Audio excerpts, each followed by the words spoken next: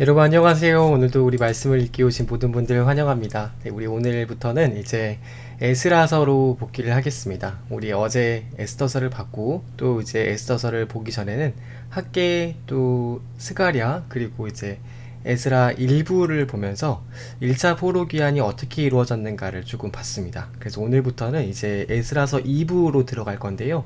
에스라서 2부에서는 2차 포로 귀환을 인솔했던 에스라에 대한 이야기가 등장을 하고요. 그리고 에스라 7장부터 10장까지가 그 에스라의 이야기가 등장을 하고 3차 포로 귀환인 느헤미야, 그래서 이제 느헤미야는 느헤미야서에 기록이 되어 있습니다. 그래서 오늘부터는 이제 그 이야기를 보고요. 목사님 보니까 이제 이번 주죠. 돌아오는 주까지 해서 우리 구약 성경을 전체를 다 말라기까지 볼 수 있을 것 같습니다. 그 말라기를 보고 그 다음에 우리 구약을 전체를 정리를 한 다음에 신구약 중간 역사를 보고 바로 신약 성경 드디어 우리 들어가겠습니다. 네, 그래서 오늘도 같이 이제 말씀을 이제 에스라 2부 들어갈 텐데 같이 또 한 2, 3일 정도를 같이 좀 열심히 보도록 하겠습니다. 우리 에스라 2부는 말씀드린 것처럼 에스라 7장부터 10장까지에 담겨 있고 이게 2차 포로 귀환 때 이야기입니다. 에스라라고 하는 분이 계셨는데 에스라라고 하는 분이 이제 아닥사스다라고 하는 왕위에 올랐을 때, 그래서 이 아닥사스다라고 하는 분이 두 분이 계시죠. 이제 성경에서 말하는 두 분이 계십니다. 고레스의 아들도 아닥사스다라고 하는데 여기 지금 이제 어제 봤던 그 에스더의 아들도 아닥사스다라고 이야기를 합니다. 근데 여기 아닥사스다는 다른 왕이에요. 그래서 고레스의 아들인 아닥사스다 왕은 다른 또 왕이고, 여기에 등장하는 이 아닥사스다는 이제 롱기마누스 1세라고요. 아르타크세르크세스라고 역사책에는 기록이 되어 있습니다. 그래서 그런 이야기들은 이제 목사님이 신구약 중간 역사 때 정리를 좀 모아서 한 번에 쭉 왕들 설명을 드리도록 할게요. 그때 이제 에스라라고 하는 분이 계셨다고 합니다. 그래서 이 책은요, 에스라가 지으신 책이에요. 그래서 에스라가 스스로를 밝힐 때 3인칭 시점에서 에스라라고 하는 사람이 있었다라고 이야기를 전개하다가 나중에 조금 지나잖아요. 그러면 1인칭처럼 내가 라고 글을 쓰는 장면이 등장을 합니다. 그래서 우리가 이제 에스라서가 에스라라고 하는 학자분이 쓰신 거구나 라고 알게 된 거죠. 근데 이 에스라라고 하는 분이 자기를 설명을 하실 때 이렇게 설명을 하시는데, 그는 에스라는 하면서 스라야의 아들이고 쭉 해가지고 아론의 16대 손이다 라고 스스로를 밝힙니다. 보시면은 이제 스가랴 에스라의 족보가 쭉 이렇게 올라가서 그 위로 올라가면은 아론, 그러니까 대제사장의 직계 자손이다 라는 것을 우리가 알 수 있죠. 그래서 어떻게 보면은 조금 다소 거창한 듯 보이지만 이게 사실은 굉장히 정중한 겁니다. 정중. 본인을 사람들에게 소개할 때 이제 본인의 출신이나 본인의 이제 배경이나 이런 걸 정중하게 적어서 사람들에게 신뢰성을 높이는, 이제 글의 신뢰성을 높이는 이런 역할을 했던 거죠. 그래서 여러분, 이 에스라가 돌아온 거는요, 수룹바벨이 이제 1차 인솔을 하고 나서, 네, 어디까지 가죠? 목사님이 예.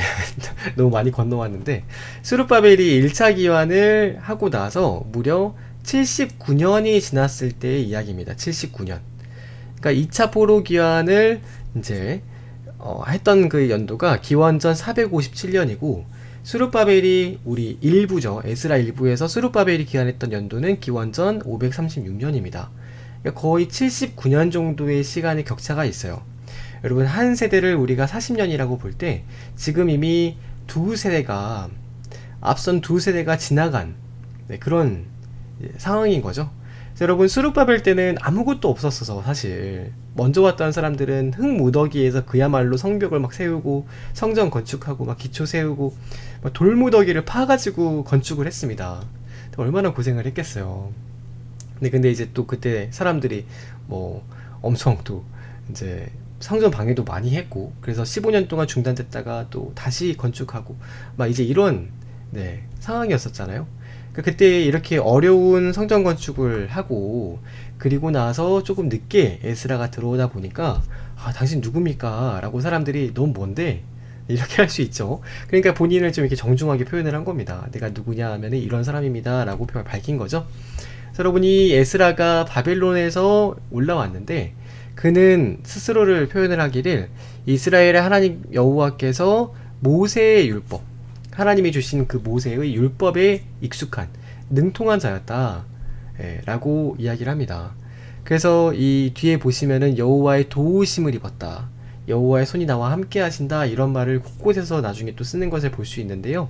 이 여호와께서 도우신다, 도우시다라는 뜻이 에스라란 뜻입니다. 도우심, 도우심을 입은 자, 그에게 왕에게 구하는 것을 다 받게 하나님께서 하나님의 손으로 도와주시는 자, 그게 바로 에스라라는 뜻입니다. 여러분, 그래서 이 에스라라는 분이 바벨론에서 어떻게 성경 공부를 했는지는 모르겠는데 굉장히 그 성경이 능통한 분이었다는 겁니다. 그래서 여러분, 얼마나 실력이 있었는지 황제에게 이야기를 해도 그 황제가 거절을 하지 못할 정도로 그렇게 실력이 있는, 그래서 모두가 인정하실 만한 그런 분이었다는 거죠.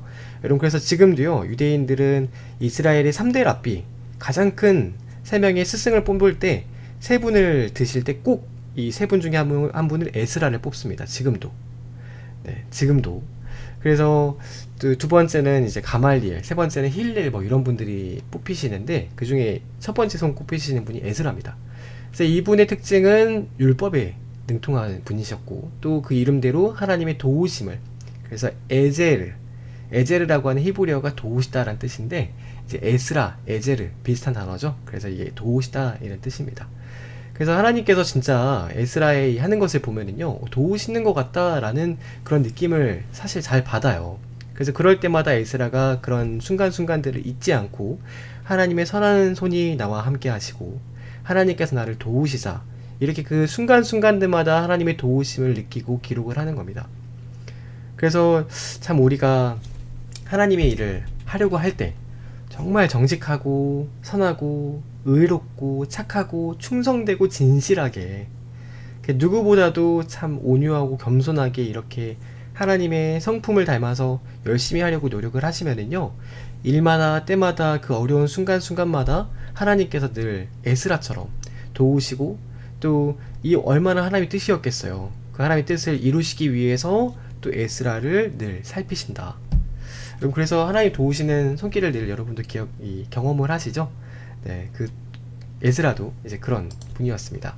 여러분, 돌아올 때 이 아닥사스다 언제 돌아왔느냐? 7년째 돌아왔는데, 이스라엘 자손과 제사장들과 레위 사람들과 노래하는 자들, 문지기들, 느디님 사람들, 그 몇 사람들이 예루살렘으로 올라올 때 에스라도 함께 올라왔다. 그래서 그들의 수를 보니까요, 1754명 정도라고 합니다.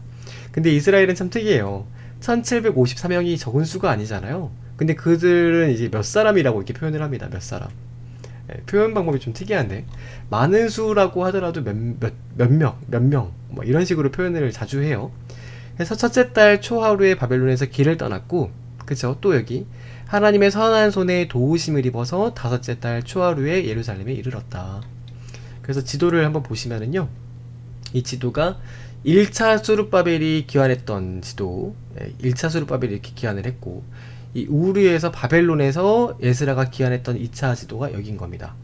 그래서 이제 여기 우르에서 다뜨몰에서 예루살렘으로 이렇게 돌아오는, 그래서 아하와 다메섹을 거쳐서 돌아오는, 여기까지 오는 경로가 만 4개월 정도, 4개월에 걸쳐서 여러분 이런 먼 길을 거의 400명, 1700명 이런 사람들과 온다고 한번 생각을 해보세요. 얼마나 힘든 여정이었겠어요. 근데 그 때마다 뭐 이게 곳곳에서 많은 일들이 있습니다. 근데 그 때마다 또 어려운 순간순간들마다 그 순간들을 넘어가는 그런 경험들을 할 때 에스라가 느끼는 거죠. 하나님의 선한 도우심이 나와 함께 하셨다. 그래서 여러분이 에스라가 이 먼 길을 이렇게 온 에스라가요, 페르시아에 있었을 때는 무슨 역할을 했었느냐? 페르시아의 황제 곁에서 아무래도 그 법률 자문위원처럼 최측근으로 옆에서 이제 자문을 해주시는 그런 분 중에 한 분이었을 거라고 학자분들이 많이 추측을 하십니다. 그 이유가 이제 이 아르타크세르크세스 이 황제가 어머니가 누구냐면 에스더예요. 에스더.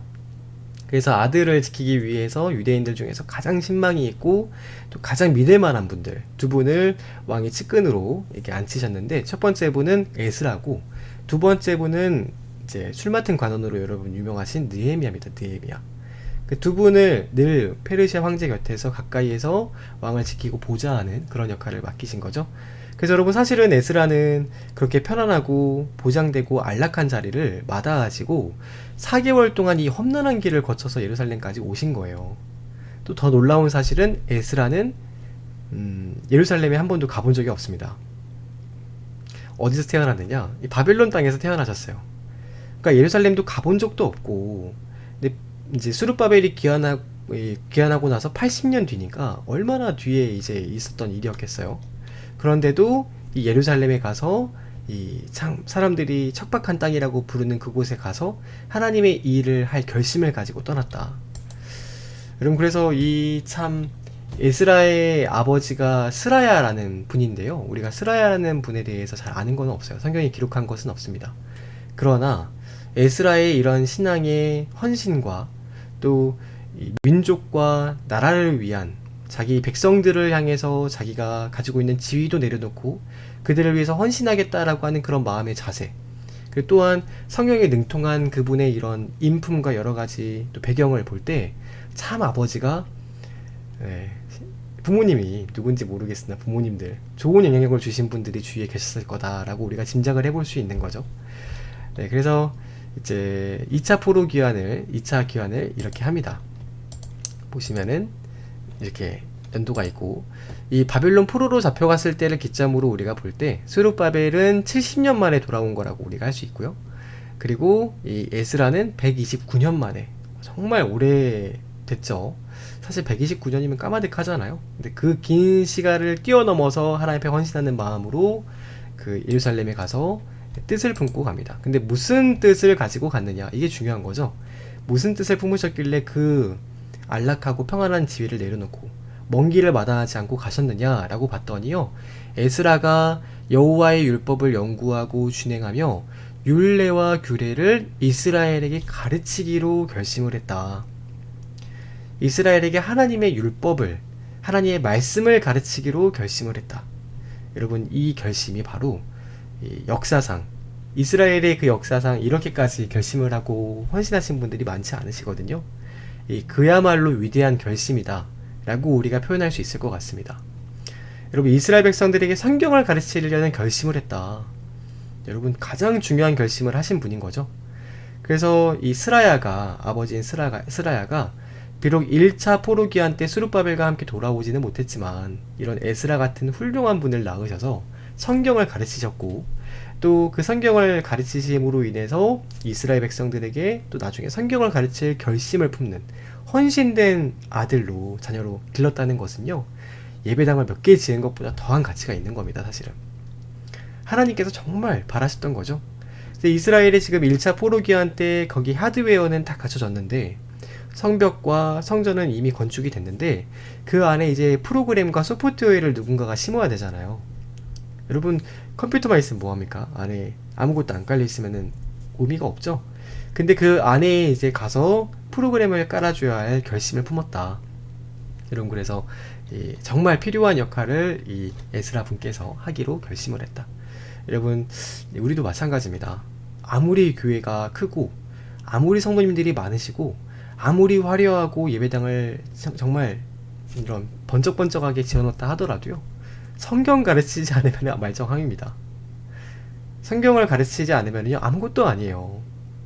하나님의 말씀, 정말 그 창세기부터 계시록까지 차근차근 하나님의 어떤 마음이시고 또 어떤 역사와 어떤 시대적인 배경에서 성경이 기록이 되었으며 그 성경 안에 담겨있는 정말 하나님의 우리를 향하신 뜻이 무엇인가를 밝히 보여서 성경을 차근차근 알려주는 게 없다면, 그러면 예배당 지은 의미가 없죠.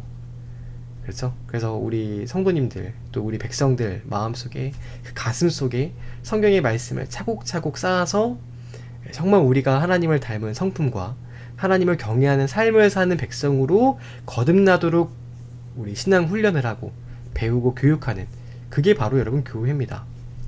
교회의 교자가 가르칠 교자예요. 가르칠 교자. 다른 교를 쓰는 게 아니라 가르치는 모임이다. 가르치는.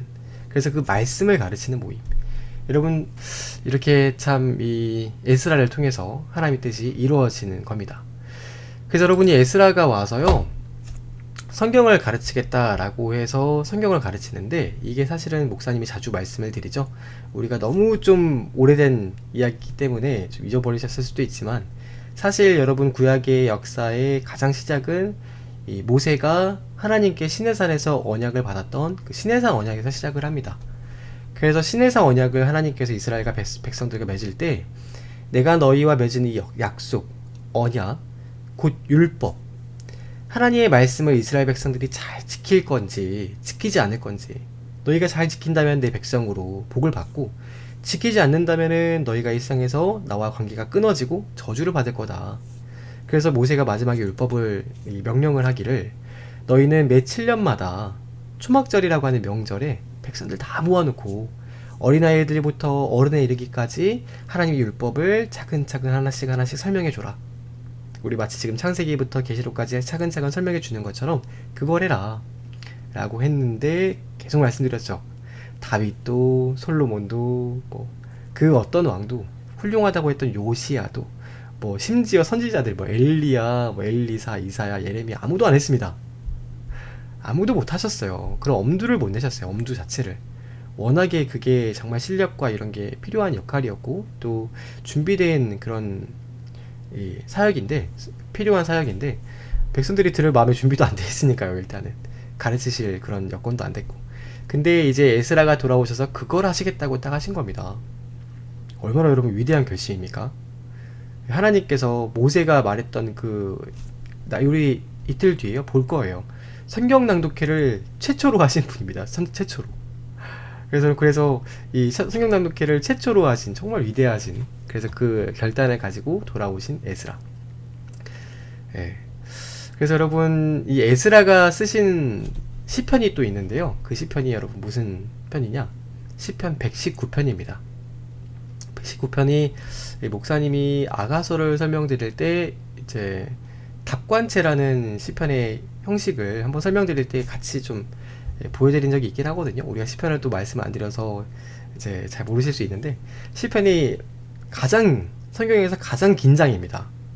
가장 긴장이고, 알파벳 순서대로 A에서 쭉 쓰고 B에서 B 단어로 시작하는 그 문장을 쭉 쓰고, 이렇게 정말 아름답게 다듬어서 문학과 그런 실력이 있는 그런 시편인데, 그걸 쓰신 분이 바로 이 에스라라는 분. 그리고 말씀과 노래와 이 학문에 정말 충성되고 실력 있으신 분이 위대한 결심을 품고 오신.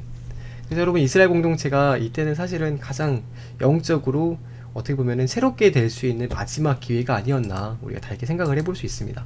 그래서 여러분, 여기 나오네요. 곧 아닥사스다 왕이 유브라데강 건너편 모든 창고지기에게 조서를 내려 이르기를, 이 왕이 이 조서를 내려 이르기를, 하늘의 하나님의 율법학자 겸 제사장 에스라가 물은 너희에게 구하는 것을 신속히 시행하되, 또 나로 왕과 그의 보좌관들 앞과 왕의 권세 있는 모든 방백들 앞에서 은혜를 얻게 하셨도다. 또 내 하나님 여호와의 손이 내 위에 있으므로 내가 힘을 얻어 이스라엘 중에 우두머리들을 모아서 나와 함께 올라오게 하였노라 라고 하면서, 이 아닥사스다 왕의 조서를 소개하면서 예루살렘에 도착을 하면서 끝납니다. 여러분, 오늘 이 에스라라는 분에 대해서, 이분이 이제 성경을 가르쳐야겠다, 하나님 말씀을 가르쳐야겠다라고 품었던 그 결심이 얼마나 위대한 결심인지 목사님이 좀 설명을 드리는 그 배경으로 오늘은 좀 시간을 보냈습니다. 여러분, 그래서 우리가 세상을 살면서 할 수 있는 역할이 정말 많죠. 또 직업도 정말 많고, 또 앞으로 여러분이 꿈도 참 많으실 거고 하고 싶은 것도 참 많으시겠지만, 여러분 직업과 상관없이 어떤 일을 하든지 어디에 있든지 상관없이 정말 이 에스라처럼 꼭 목사님이 아니더라도요, 성경을 가르치고 성경을 배우고 또 누군가에게 그 성경을 전하는 그런 삶을 살아야겠다라고 품는 그 결심은요, 정말 위대한 결심입니다. 그런 분들이 더 성경을 사모하면서 성경을 배우시게 되겠죠. 하나님, 그럴 때 하나님 늘 선하신 도우심으로 함께 하시고 에스라와 같은 늘 인도하심이 여러분 있을 거라고 믿습니다. 그래서 우리 또 말씀을 들으시는 우리 중등부 모든 분들, 또 우리 많은 분들이 들으실 텐데, 여러분 우리도 에스라처럼 정말 이런 위대한 결심을 가지고 말씀을 가르쳐야겠다, 그리고 누군가에게 성경을 정말 창세기부터 계시록까지 차근차근 좀 전해야겠다, 가르쳐야겠다, 이런 결심을 하고 우리가 신앙생활을 하는 여러분 되셨으면 좋겠습니다. 네, 오늘 여기까지 같이 보고요. 내일부터는 이 에스라가 본격적으로 돌아와서 무슨 일들을 했는가, 그리고 그 포로 공동체가 79년이 이제 복귀했던 그 예루살렘으로 돌아온 공동체가 스룹바벨 이후로 79년이 지났는데, 그 79년 지난 이후에 예루살렘의 지금 모습이 어떻게 됐는가, 그 에스라는 어떤 일들을 했는가를 조금 보도록 하겠습니다. 네, 여러분 오늘 하루도 고생 많으셨고요. 네, 목사님은 월요일에 또 10시에 같이 이 시간에 말씀 보도록 하겠습니다. 여러분 평안한 밤 되시고 우리 또 월요일에 뵙겠습니다. 여러분 안녕히 주무세요. 안녕.